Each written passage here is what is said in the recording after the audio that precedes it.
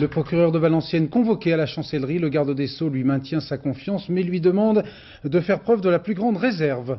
Nouvel incendie dans un établissement psychiatrique à Lorient, cette fois 4 victimes et 17 blessés. Scandale à Londres, juste après la guerre, des milliers d'orphelins ont été déportés entre guillemets dans des colonies de l'Empire par le gouvernement de Churchill et maintenant ils demandent des comptes. Le Tour de France, Indurain consolide son maillot jaune après la deuxième étape alpine, abandon de Laurent Fignon.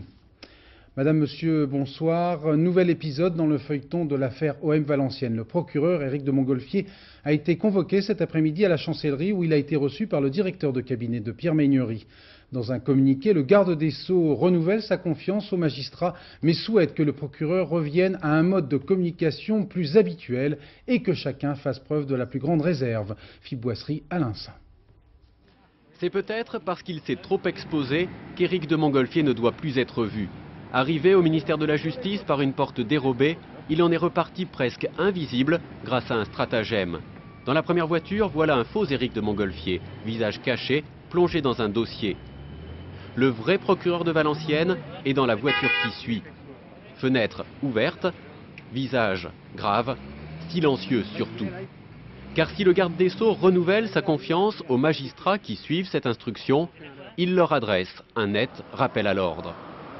Dans les derniers jours, l'affaire de Valenciennes OM a pris une ampleur médiatique exceptionnelle qui pourrait nuire au bon déroulement de la procédure par l'atteinte qu'elle porte à la sérénité de la justice. Dans cet esprit et dans un souci d'apaisement, le garde des Sceaux a souhaité que le procureur de la République de Valenciennes revienne à un mode de communication plus habituel avec la presse. Ce mode de communication plus habituel, le procureur de Valenciennes l'a appliqué dès ce matin. Il devait répondre aux critiques exprimées hier par François Mitterrand. Il s'est limité à parler de la pluie et du beau temps et à faire le café. Le message de la chancellerie était déjà passé, mais ce message, tout le monde ne l'apprécie pas. Je ne suis pas tellement hostile à la position prise par M. de Montgolfier, enfin à ses prises de position, à ses déclarations. C'est une affaire qui est tellement médiatisée qu'il est normal qu'il s'exprime. S'exprimer, Éric de Montgolfier l'a fait ce soir. Il est vrai qu'il était de retour dans son fief valenciennois, mais ses commentaires sur sa journée ont été d'un style plus habituel. J'en retire tout, il n'y a rien à retirer. Voilà, merci, bonsoir. Bonsoir. Ce n'est peut-être pas tout à fait un hasard si le procureur a été convoqué à la chancellerie au lendemain même des déclarations télévisées de François Mitterrand, déplorant que le secret de l'instruction ne soit pas assez respecté. Avec Patrice Romden, un rapide rappel des différentes prises de position publiques des uns et des autres. Serait-ce par goût, serait-ce par souci tactique? Mystère. Toujours est-il que depuis le début de l'affaire, Éric de Montgolfier répond aux journalistes, parfois même en direct. Et puis un jour... Le juge, strictement attaché à sa tâche, respecte strictement le secret et moi j'affole la meute. La formule, comme l'on dit, sera reprise. Le lendemain, le procureur vante les mérites du silence. Promis, il ne parlera plus. Dans la soirée, Pierre Méhaignerie manifeste sa confiance aux magistrats du siège et du parquet qui ont en charge cette procédure. Le lendemain, le procureur rompt le court silence qu'il s'était imposé. C'est l'occasion d'une mise au point à propos d'un listing téléphonique, un temps présenté comme un faux. Dimanche 4, Édouard Balladur à l'heure de vérité. Le Premier ministre, qui manie l'euphémisme, préconise la discrétion. Ça ressemble à un carton jaune. Oui, ça me paraîtrait préférable à tout prendre, surtout si on veut que la justice fonctionne dans la sérénité et que les droits de la défense soient respectés. Éric de Montgolfier, lui, ne retient que les propos du ministre de la Justice qui l'ont conforté. Il le dira le lendemain dans le Figaro. Lundi 12 juillet, nouvelle intervention d'Éric de Montgolfier en direct sur France 2 dans le journal de 20h. 2 jours plus tard, François Mitterrand, président de la République, mais aussi président du Conseil de la magistrature, répond aux journalistes de l'audiovisuel. Est-ce que cette obligation de secret, ce devoir de réserve, s'applique aussi à certains procureurs de la République qui ont l'air de confondre en faisant des briefings chaque soir comme à l'époque de la guerre du Golfe leur rôle et qui s'expriment régulièrement? Est-ce que ça vous choque? Mais c'est vous qui venez de dire tout ça. Non mais alors justement, si vous êtes d'accord, c'est intéressant de savoir. Je pense qu'une plus grande prudence serait nécessaire. Alors il y a un deuxième principe? Plus grande. Non mais alors... La prudence. En football, 2 cartons jaunes équivalent à un carton rouge, donc à une expulsion, en football seulement. Dans une interview publiée ce soir par Le Monde, l'avocat de Bernard Tapie s'en prend violemment, procureur de Valenciennes, que la République, dit-il, n'a pas placé à la tête d'un de ses parquets afin qu'il puisse satisfaire ses penchants pour la chasse à courre. Pour Maître Spissner, la procédure suivie par Éric de Montgolfier n'est pas conforme au plus élémentaire respect des libertés individuelles. Alors, que prévoient précisément les textes en la matière? Réponse avec Maryse Burgot. Comme tous les procureurs, Éric de Montgolfier est tenu au secret de l'instruction. Sur ce point, le Code de procédure pénale est formel. Article 11, la procédure au cours de l'enquête et de l'instruction est secrète. Toute personne qui concourt à cette procédure est tenue au secret professionnel. Mais d'autres textes, notamment une circulaire de 59, sont venus assouplir ce secret de l'instruction au nom du droit à l'information. Mais cette circulaire fixe un cadre strict. Le procureur y est autorisé, s'il le juge nécessaire, à donner des informations, mais seul le communiqué écrit est autorisé. Il est aussi spécifié que toute conférence de presse est proscrite. En 85, une autre circulaire réaffirme cette notion de communiqué écrit, mais ne parle plus d'interdiction de conférence de presse. Dans le flou, Éric de Montgolfier ne s'abstient pas et ses collègues magistrats l'approuvent. Donc je trouve parfaitement logique et normal, si des avocats peuvent faire des conférences de presse en prétendant qu'il y a des documents faux dans le dossier, que le procureur puisse répondre pour rétablir la vérité. C'est le principe de l'égalité des parties. Éric de Montgolfier a parfaitement raison de rétablir la vérité quand il le peut. C'est peut-être donc maintenant au législateur de clarifier un texte assez confus en la matière. Confiance donc, mais mise en garde, Dominique Verdeillan, JPP, l'ancien Marseillais dirait Camembert. Oui, pour rester dans le même registre, on serait tenté de dire que le procureur n'est pas mis sur la touche, mais qu'on lui demande de rejoindre les arrières sur le terrain. Ce qu'on reproche aujourd'hui à Éric de Montgolfier, ce n'est pas ce qu'il a dit, c'est simplement le fait d'avoir parlé abondamment, d'avoir contribué à la médiatisation de l'affaire. Pas plus aujourd'hui qu'il y a 15 jours, lors du précédent communiqué, on ne reproche au procureur d'avoir trahi le secret de l'instruction. À la chancellerie, à l'époque, on laissait même entendre que le procureur se contentait de rectifier le tir, de mettre un terme à la propagation de contre-vérités.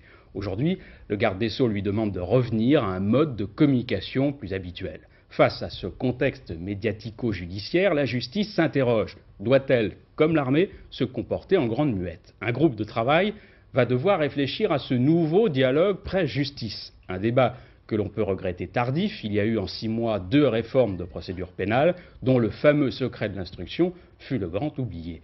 Une seule question subsiste ce soir, qui, désormais, va affoler la meute? Dernière information, Dominique, concernant cette ténébreuse affaire, le nouvel entraîneur de l'OM, Marc Bourrier, et l'un de ses prédécesseurs, Jean Fernandez, ont été longuement entendus cet après-midi par les policiers lillois. À Francfort, les dirigeants de la Bundesbank ont décidé de ne pas changer les taux directeurs de la Banque centrale allemande. Cet immobilisme semble avoir rassuré les marchés puisque la parité franc-marque s'est stabilisée cet après-midi. Commentaire Véronique Auger. Les salles de marché sont quasi désertes, les banquiers font le pont et le franc fête à sa manière le 14 juillet. Depuis 10 jours, la monnaie tricolore a perdu 2 centimes. Une paille aux yeux des profanes, une alerte chaude pour le tout nouveau gouvernement. Les étrangers vendent des milliards de francs. Rien à voir avec une attaque spéculative cette fois. Avant les élections, les investisseurs internationaux ont acheté énormément de titres émis par l'État en francs. Mais les taux d'intérêt français ont chuté plus vite que prévu et les financiers ont vendu d'un seul coup leurs francs contre des titres en Deutschmark. Ajoutez à cela une déclaration maladroite du ministre Edmond Alphandéry et des prévisions optimistes du chancelier allemand Kohl, et vous avez l'explication des turbulences sur le franc. Une tempête dans une tasse de thé, selon les experts.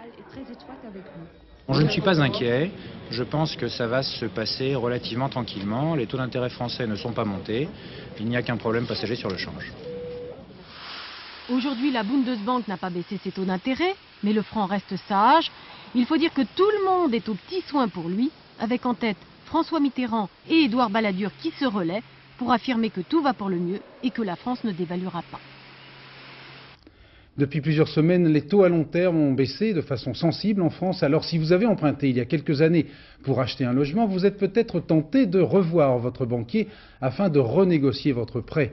Avec quelle chance de succès? Réponse avec cette enquête de Jean-Pierre Métivet et Claude Barnier. Pour acheter son appartement, Jean-Michel III a emprunté 250 000 francs voici 2 ans au taux de 10,5%. Comme les taux d'intérêt baissent, il a recontacté récemment son banquier pour renégocier son prêt. Réaction. Le banquier était un peu hostile, c'est clair. Bon, il n'était pas forcément très content que je vienne négocier un prêt qui avait à peine 2 ans. Il a dit, bon, c'est pas la politique de la banque, on va attendre encore un peu. Je vous comprends, monsieur Troy, mais bon, attendez un peu. Une autre méthode, plus teigneuse. Aller voir une banque concurrente pour réemprunter moins cher et racheter le prêt précédent. Patrick Thomine avait encore 700 000 francs à rembourser à 10,2%. Économie réalisée après un accueil frais du premier banquier. Alors il m'a dit, écoutez, moi je suis très ennuyé parce que j'ai des consignes. Alors là, il est devenu plutôt désagréable. Et comme j'avais une seconde banque, effectivement, je suis allé voir la seconde banque qui, elle, au contraire, a réagi extrêmement rapidement, qui m'a demandé tous les justificatifs pour faire un dossier et me faire une proposition. Et puis effectivement, cette proposition est arrivée. Et aujourd'hui, cette seconde banque m'a proposé 8,5%. Donc une baisse d'environ 1,5, ce qui veut dire 1,5 sur 700 000 francs, ça fait pas très loin de 10 000 francs par an, après impôt. Sans le crier sur les toits, les banques ont donc commencé à se chipper des clients. Attention, si vous changez de banque, on estime qu'il faut au moins 3 points de différence pour que l'opération soit rentable. Si vous avez emprunté à 12%, il faut trouver du 9%. Si vous avez emprunté à 11%, il faut du 8%. À cause des frais de dossier, des pénalités pour remboursement anticipé, jusqu'à 3% du capital, et de la nouvelle hypothèque. Alors, bonne chasse, les meilleurs taux à long terme sont à 8,20 actuellement, et de l'avis des banquiers, ils ne devraient plus tellement baisser. Apparemment, la Bourse de Paris a mal vécu l'immobilisme de la Bouba. La séance est en effet terminée sur un nouveau recul de 1,4%. Pardon. Crise ouverte entre l'ONU et l'Italie. Les responsables des Nations Unies en Somalie ont en effet demandé tout à fait officiellement le rappel à Rome du général Loi, accusé de n'en faire qu'à sa tête sur le terrain. Le gouvernement italien se dit indigné et a menacé de rapatrier les 2400 casques bleus italiens dépêchés en Somalie. Le point avec notre correspondant Gérard Beaufils. Tout avait bien commencé pour le contingent italien des Nations Unies en Somalie, une mission humanitaire menée par le général Bruno Loi, mais aujourd'hui le chef des casques bleus transalpins est mis en cause pour insubordination, pour manquement à la chaîne de commandement et selon la rumeur pour avoir entretenu des rapports secrets avec des chefs de guerre locaux. Démenti des autorités à Rome, interrogation sur l'avenir. On ne va pas précipiter les choses. Aujourd'hui, ce serait une réaction disproportionnée. Il faut œuvrer de toutes les façons possibles pour éviter la faillite de cette mission de l'ONU en Somalie, de cette mission humanitaire. Parce que si les militaires italiens quittent le pays, ce serait un événement grave pour la Somalie, mais aussi pour la cause de la paix et pour le prestige international des Nations Unies. En fait, les Italiens ont changé d'attitude vis-à-vis des Nations Unies le 2 juillet dernier, après la mort sur le terrain de 3 de leurs soldats.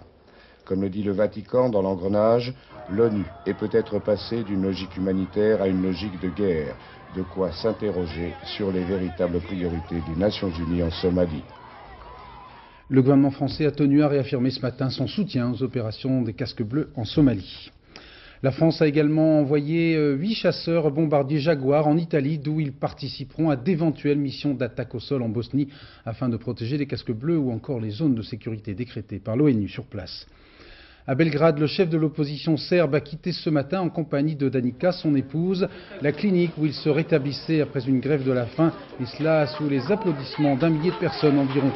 Vuk Drašković a affirmé qu'il voyait pour bientôt, je le cite, l'avènement d'une Serbie démocratique. Pendant les 5 semaines de notre détention, le soutien du monde entier a détruit les mensonges du régime Milosevic.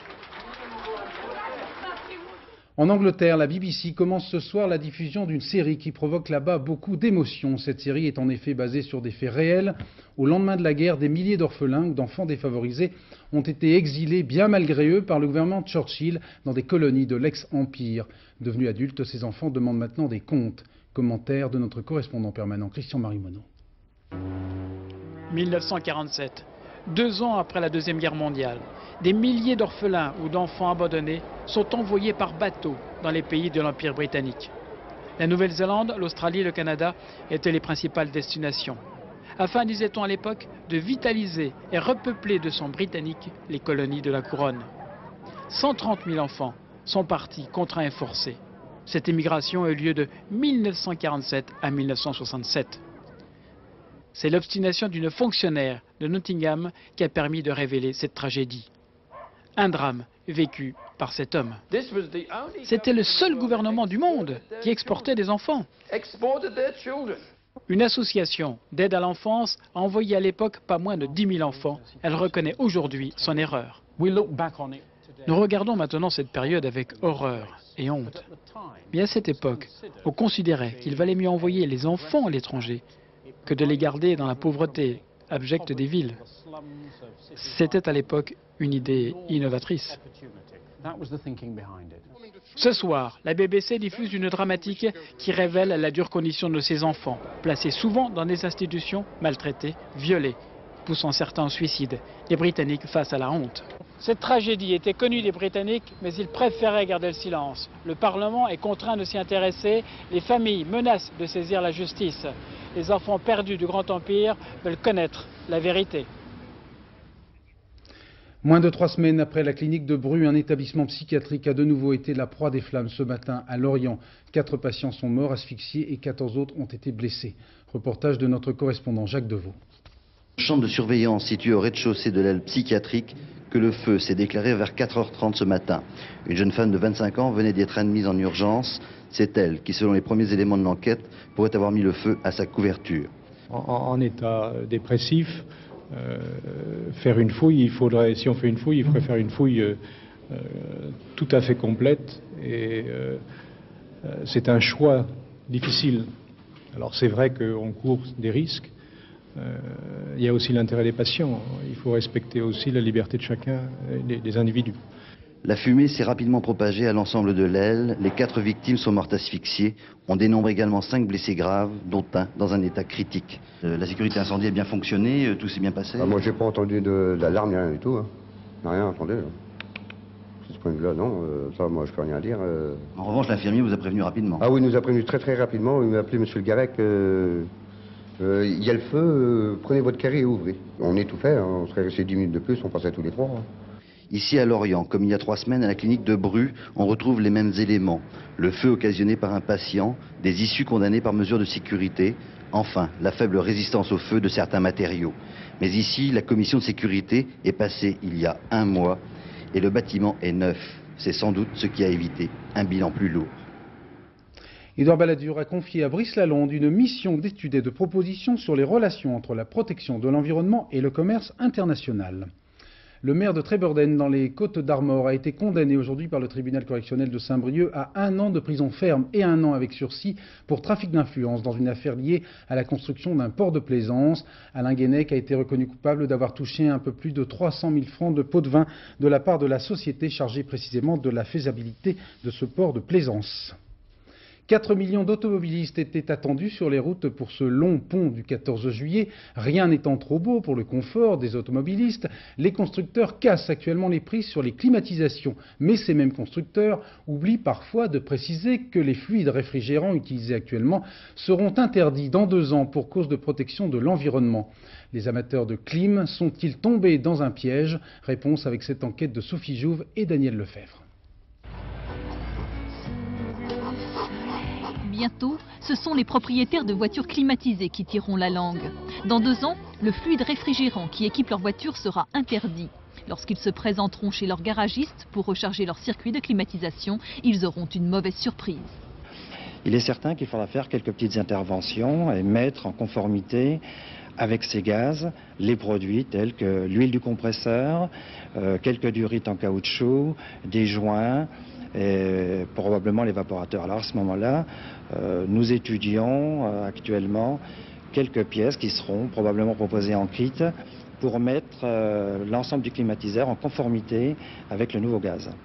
En clair, il faudra pratiquement tout changer. Mais pour ne pas laisser échapper les clients de plus en plus intéressés par l'air conditionné, les constructeurs se montrent discrets sur les incertitudes techniques et le coût d'une mise en conformité, environ 3 000 francs. Ça fait 6 mois que j'ai acheté cette voiture et j'ai jamais entendu parler de quoi que ce soit. Enfin, je pense que j'ai payé assez cher cette voiture et j'ai pas du tout l'intention de dépenser plus d'argent pour l'adapter aux nouvelles normes s'il y a des nouvelles normes. Les constructeurs automobiles attendent tous le dernier moment, à quelques modèles près. Chez Peugeot, seule la 306 est déjà adaptée aux futures réglementations.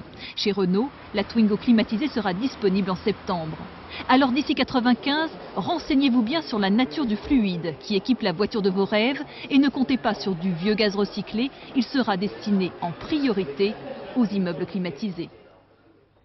C'est sans climat et sous un soleil accablant que les rescapés du Tour de France ont couru aujourd'hui la deuxième étape alpine.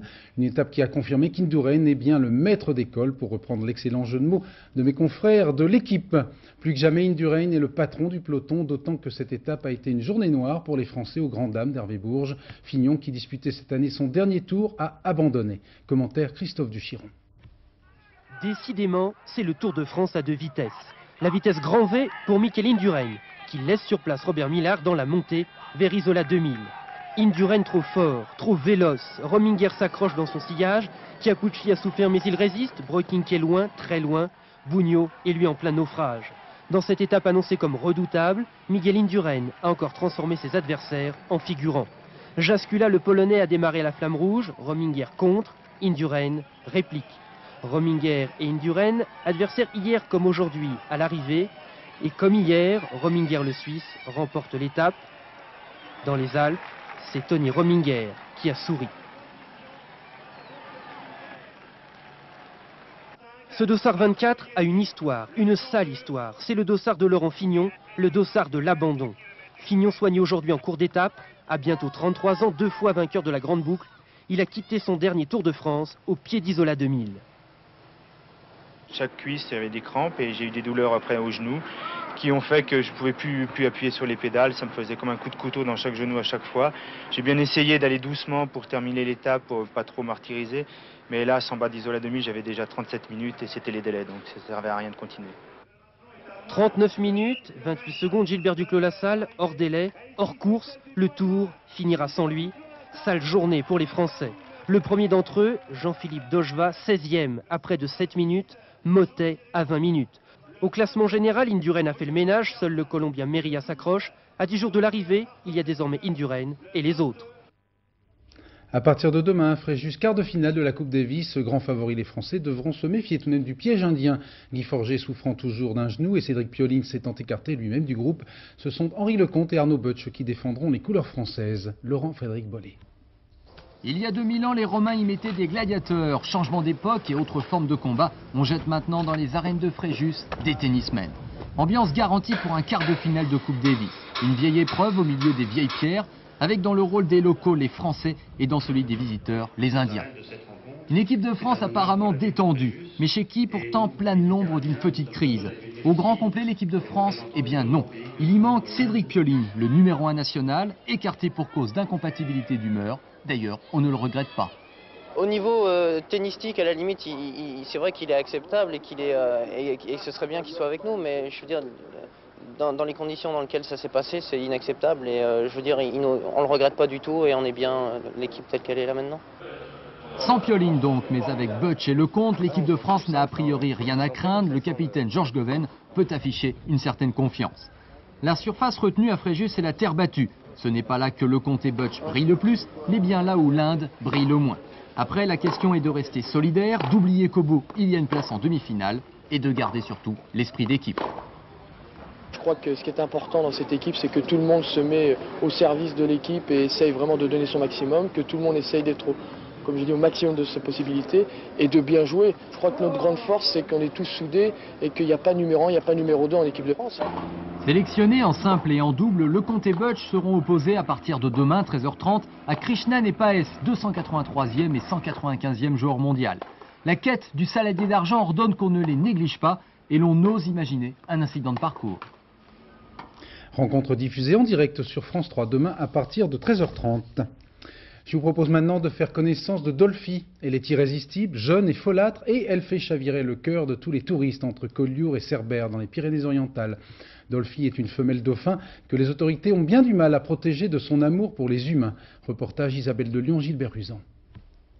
Tous rêvent du grand bleu, les enfants qui se pressent sur la jetée, les adultes qui scrutent l'horizon. Avez-vous vu Dolphy ?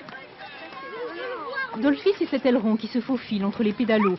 Ce dauphin qui a appris à nager à son copain le chien. cet animal sauvage qui s'amuse dans le sillage des bateaux des hommes. Dauphin ambassadeur, Dolphy s'est installé il y a 3 ans sur les côtes du Roussillon et fréquente les humains. Les enfants de Collioure ont appris à la respecter. Quand elle vient à Collioure, on essaye de la voir, mais on n'essaye pas de la toucher. C'est elle qui doit venir, c'est pas nous qui devons aller s'amuser avec elle, c'est elle qui doit venir. Mais avec l'été viennent les touristes et les soucis pour Dolphy. On peut nager avec des dauphins sauvages, il n'y a aucun problème. Mais il faut savoir les respecter en tant qu'individu. On peut nager avec elle, on peut juste la caresser sur le flanc. Mais de là, à s'y jeter dessus et s'accrocher, je crois c'est un autre problème. S'accrocher à son aileron, en effet, c'est risquer de lui causer une blessure mortelle. Alors à Collioure, on a placardé un arrêté municipal interdisant de poursuivre Dolphy. C'est un bonheur, une joie de vivre et je crois que si on peut garder ça à nos enfants, il faut prendre toutes les mesures qui nous permettront de maintenir notre Dolphy sur notre côte. Et le maire sait sur qui compter pour faire respecter son arrêté. On n'a pas le droit à la toucher, on n'a pas le droit à la toucher, mais il vaut mieux pas. Et tu sais pourquoi vous n'avez pas le droit de la toucher? Parce que elle est sauvage, elle est pas fragile, elle a la peau fragile et ça peut s'abîmer. Elle a le rang aussi. Elle est déjà toute griffée. Il ne faut pas toucher son aileron. Mais Dolphy se promène sur 40 km de côte, reste aux autres communes à imiter Collioure. Le dicton du jour maintenant à la Saint-Donald de Tchernia qui a la palme. Un récent sondage commandé par nos amis de Canal+ indiquait en effet que Pierre Tchernia était derrière Alain Decaux, l'homme de télévision dont les Français souhaitent le plus le retour. Vœu exaucé puisque mon PDG a eu la bonne idée de commander il y a quelques mois à Pierre Tchernia une série sur l'histoire de notre belle télévision. Tout de suite, pour vous mettre en appétit, un court extrait de l'épisode intitulé « Le feu du direct ». Tenez, je prends un exemple. Le 14 juillet 1952, Pierre Sabag m'envoie réaliser le reportage du défilé du 14 juillet. J'arrive le matin, il est 8 heures, il y a déjà un soleil de plomb, et devant la tribune où l'on attend les personnalités officielles et le président de la République, qui était M. Vincent Auriol, la garde républicaine à cheval joue brillamment. Et des trompes sortent des notes brillantes, cependant que du derrière des chevaux sort du crottin. Sur le coup de 9h30, la garde républicaine s'en va et les chevaux laissent leur petit cadeau. Le soleil va le dessécher et les centaines de soldats qui passent vont l'éparpiller. En fin de défilé arrive la grande nouveauté, un hélicoptère de l'armée française. Il descend pour saluer le président et les personnalités jusqu'au sol. Il brasse l'air des larges pales de son rotor et disperse tous ces petits grains de crottin sur les personnalités officielles qui se mettent à s'épousseter avec leur programme. On aurait dit le final d'un film de René Clair. Voilà, premier volet ce soir. À vous, Cognac G. Je vous recommande spécialement l'épisode M'as-tu vu? Le présentateur du journal télévisé est surmédiatisé et la vedette n'est plus l'information. Mais où vont-ils chercher tout cela? En France, c'est bien connu, tout se termine par la chanson. Ce journal ne fera pas exception avec ce petit détour à La Rochelle pour les 9e Francopholies organisées par l'ami Jean-Louis Foulquier. Ce soir, on attend Johnny. Avec Marie-Hélène Bonneau et Daniel Lefebvre, un petit coup de zoom sur les deux facettes de la musique présente à La Rochelle, Catherine Ribeiro et Paul Personne. La Rochelle côté océan, bateau et guitare électrique. Ces énormes concerts en plein air, vent du large et décibels. Grande scène pour les vedettes. Longtemps oublié du showbiz, Paul Personne, c'est désormais quelqu'un. Le mot est facile, quoi, mais disons que je sais pas de me poser la question en ces termes-là, quoi. Je fais de la musique depuis des années, ça fait vraiment partie de ma vie, c'est ma passion et ça me permet de m'exprimer. Et donc je ne me rends pas compte où j'en suis maintenant. Il en est là, 2h30 de concert devant des milliers de fans en délire.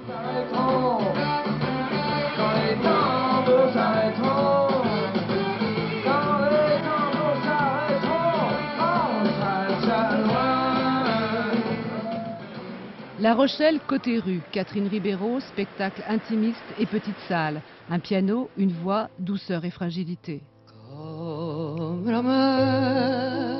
Éclipsée en 82, elle revient avec ce spectacle, L'amour au nu. La Rochelle lui redonne une scène et sa dignité. Tout ce qui m'est arrivé de beau, de grand, de fort, je l'ai fabriqué de mes mains et à la force du poignet. Toujours en me respectant en tant que femme. Et je ne veux pas aujourd'hui Moi, j'ai honte de ne pas chanter. Je repars à zéro. Non, rien de rien.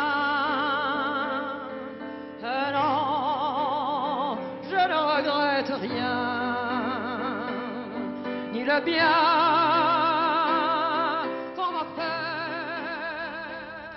Ce soir, pas de journal des courses, je me fais donc un plaisir de vous communiquer la combinaison gagnante du tiercé, le petit panneau, il arrive j'espère, voilà.